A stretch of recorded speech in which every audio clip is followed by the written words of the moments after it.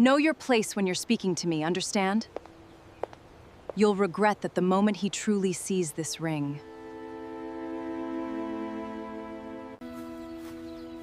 Where did you get that ring?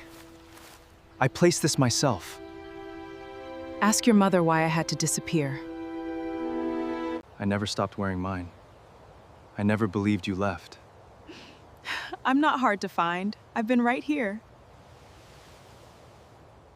At 6:45 that morning, in a one-room apartment 2 years and one lifetime away from the house she used to call home, Yolanda Perry stood in front of a cracked mirror and did something she had promised herself she would never do again. She reached into the collar of her plain black dress, pulled out a thin gold chain and looked just for a second at the ring hanging from it. She had not let herself touch it in 14 months. Today, for reasons she could not fully explain to herself, she needed to feel its weight against her skin one more time before she walked out the door. Quick pause before we go further. If stories like this hit you right in the chest, hit subscribe now, because what happens to Yolanda in the next 20 minutes is going to wreck you in the best way. Drop a comment and tell me where in the world you're watching from tonight. 2 years earlier, Yolanda had worn that ring on her finger, not hidden on a chain. She had worn it as Mrs. Julian Cho. She met Julian on the worst night of his father's life, when the old man's heart had stopped twice in a hospital ICU, and Yolanda had been the nurse standing closest both times. Julian sat folded into a hallway chair for 6 straight hours that night, and somewhere around hour 4, the future CEO of a global company put his face in his hands and cried like he hadn't let himself cry since he was a boy. Yolanda didn't say anything wise. She simply sat beside him under the ugly fluorescent light and stayed until his father's number steadied at 4 in the morning. That was the whole beginning of it. Not champagne. Not a ballroom.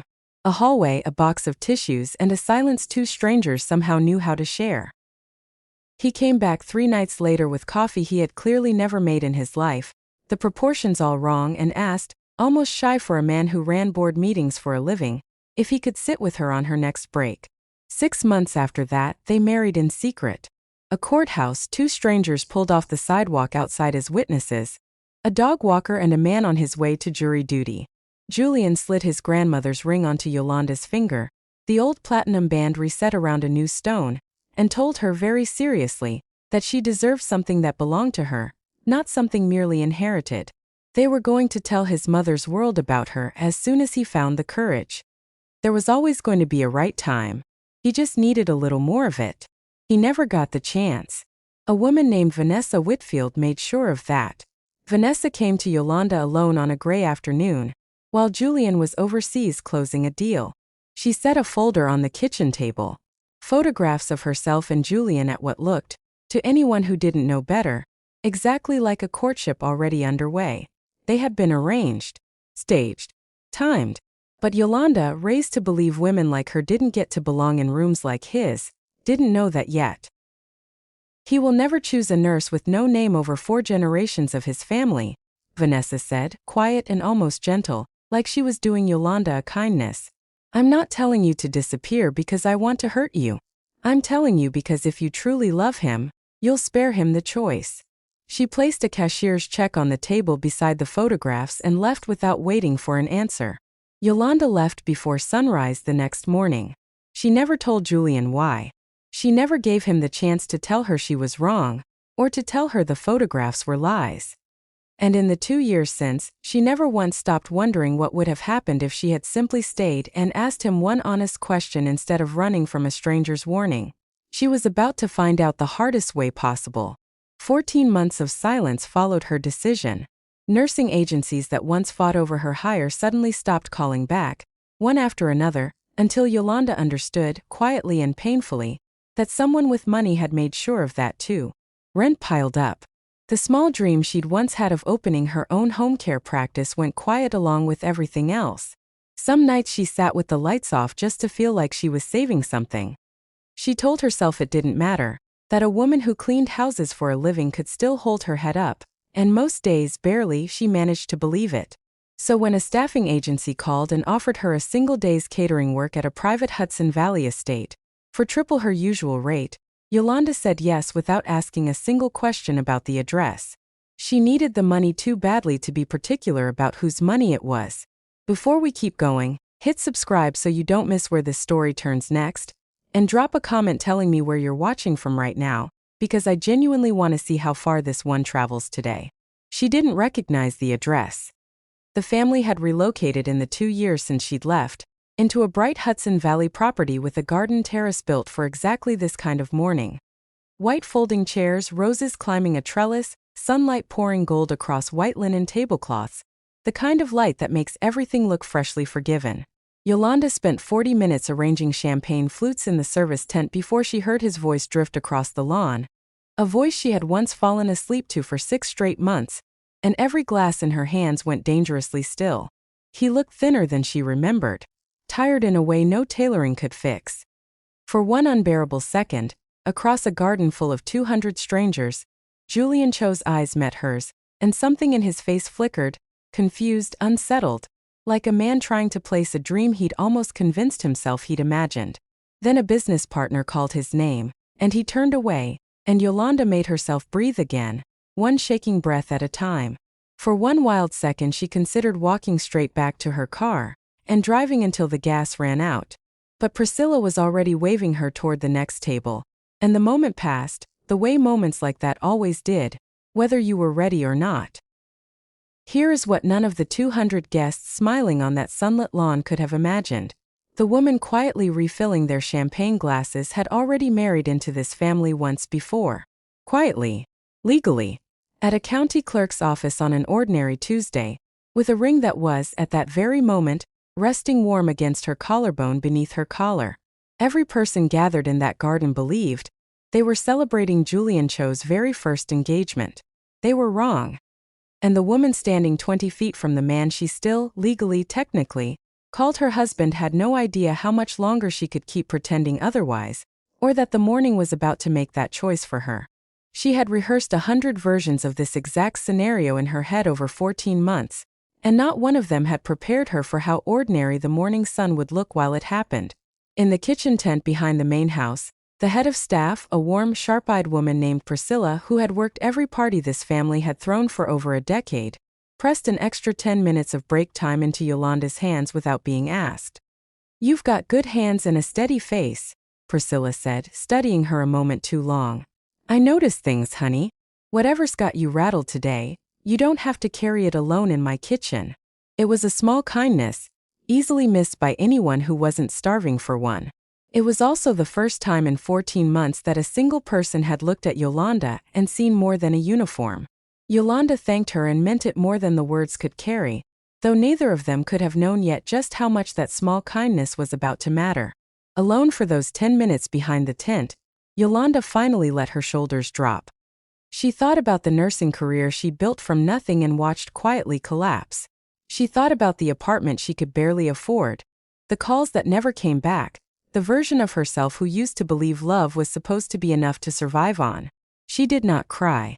She had promised herself, somewhere around month 9 of those 14, that this family would never again get to watch her cry.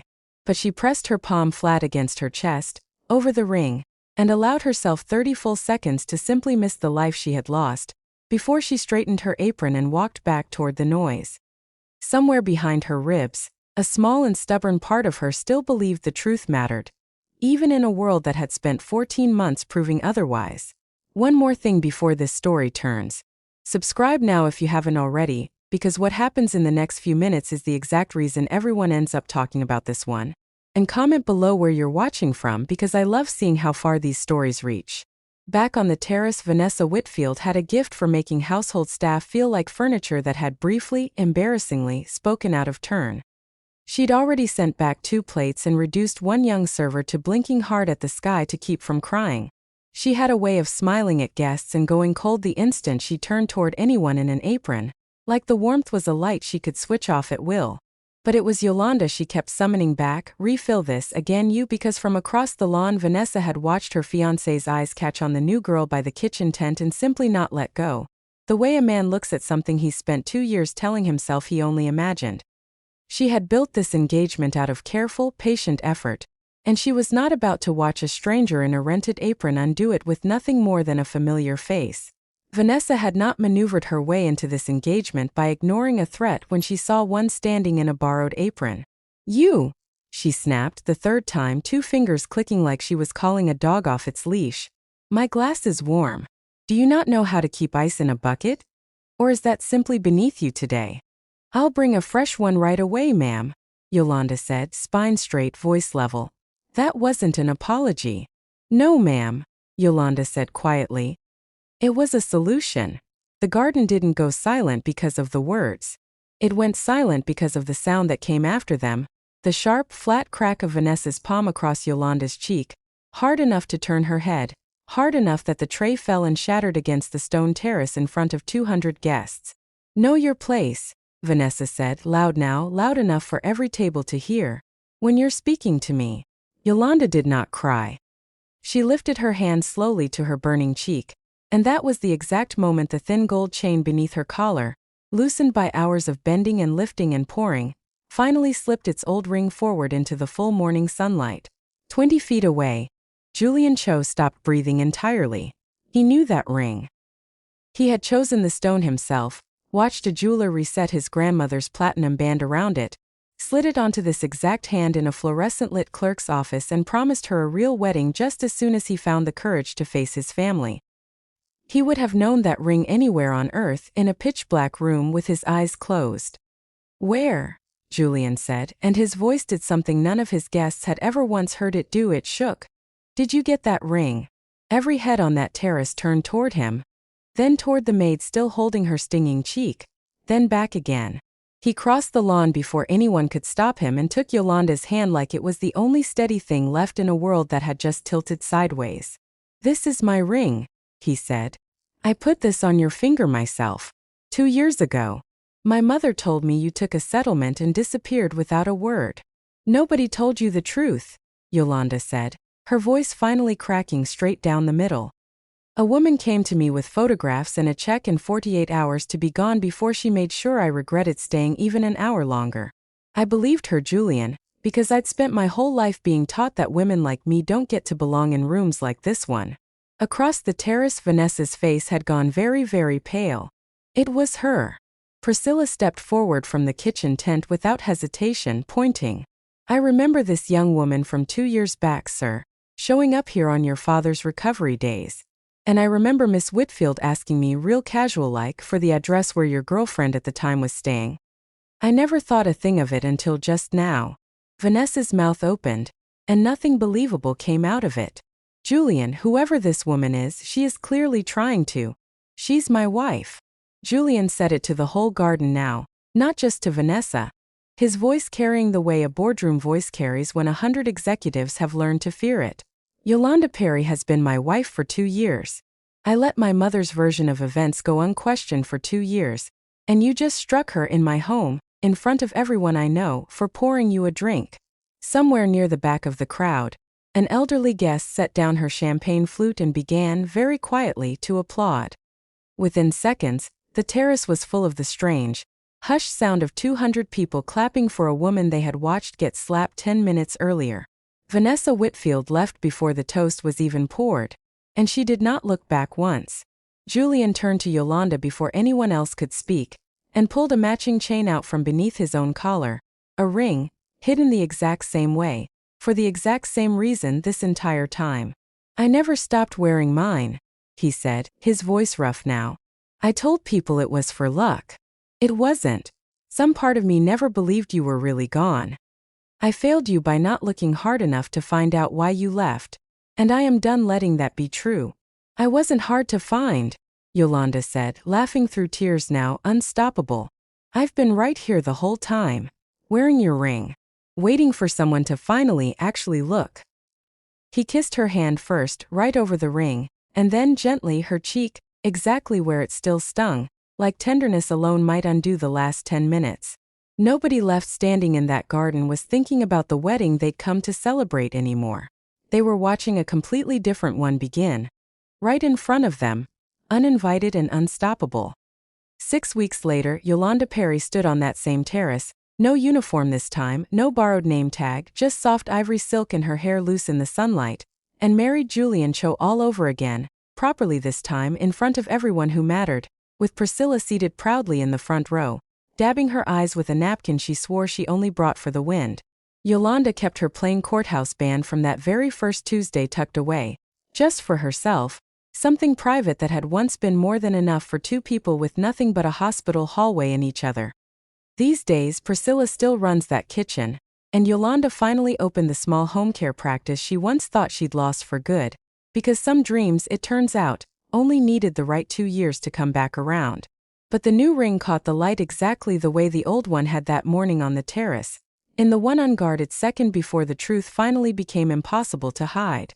If this story reminded you that being underestimated is never the same thing as being unworthy, that's exactly why we tell them here on Empire City Romance Stories. Hit subscribe, tap that notification bell so you never miss the next one. Like this video if Yolanda earned every second of that ending, and tell me down in the comments, would you have recognized that ring before he did? We'll see you in the next story.